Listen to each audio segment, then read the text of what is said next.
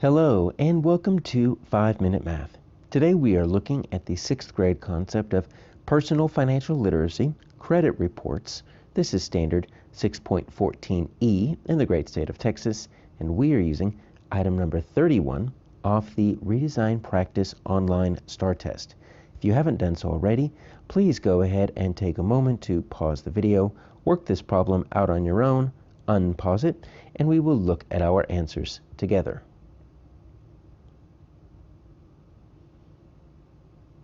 So we need to figure out which information would typically appear on a consumer's credit report. Well, what in the world is a credit report? Why is it important, and when would it be asked of you, or when would it be printed for someone to look at? Well, let's figure out this word. We've got consumer that's going to help us. Okay, so a consumer, that's when you are buying something. So a consumer is someone who buys something. Every time you go to Walmart to buy some food or to buy some clothes, you are a consumer. And then credit is right here, a method of payment. All right, so a lot of times we think of credit when we think of a credit card, Visa or MasterCard, and we know how credit cards work. You swipe the card and you end up paying back the credit card at the end of the month. You don't have to pay anything immediately. It's different than a debit card. So what we're looking at is a report of your credit if you are the buyer. Now, sometimes the credit report might include some other things that you're taking that include some loans, things that you're not paying for immediately. So that's a little bit about what that word credit report might refer to. Let's look at our answer selections. All right, so we're looking at a consumer's credit report. The cost of tuition, A, at the consumer's chosen college. Okay, so tuition is how much it costs to attend classes at a college. But the credit report is a method of payment right there. That's what that credit means, is that method of payment. So hopefully we are not going to be paying for college with a credit card. That is a really bad idea. They've got student loans and scholarships and tuitions and grants for that. We don't want to use credit cards for that.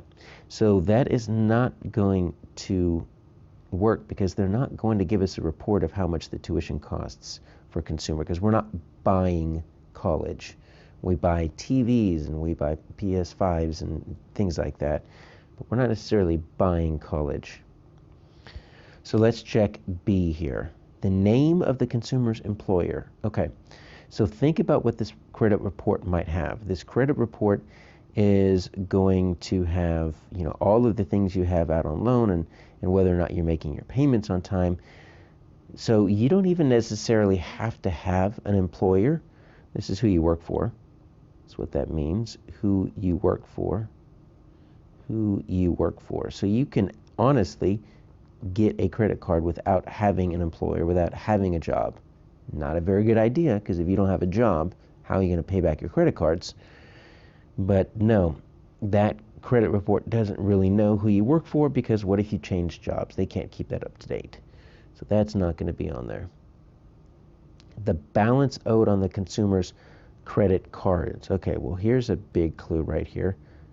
We see that word credit. We think of our credit cards like MasterCard and Visa, right? What does that mean, balance? Okay, so the balance right here is leftover.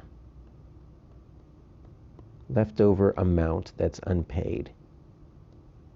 So think of it like a balance, right? So if in this month you charge $500 to your credit card, but at the end of the month you only pay $300, boom, you've got a $200 balance. So that's what that is talking about, and that sounds like that would be on a credit report. And then the value of the consumer's home. They don't know where you live or what kind of home you live in, and you might not live in a home. You might live in an apartment. So that's not going to work. So nope, our best answer is going to be C, balance owed on the consumer's credit cards.